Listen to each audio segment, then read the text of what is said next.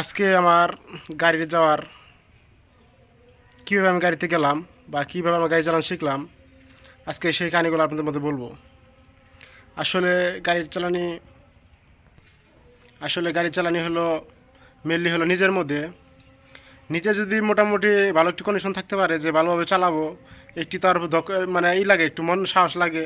যে মনে সাহস যদি না না থাকে তাহলে কেউ গাড়ি চালায় না। আমি সবাইকে অনুরোধ করি, যদি মনে যদি সাহস থাকে যে আমি পারবো, তাহলে সবাই গাড়ি চালানো শিখেন, সমস্যা নাই।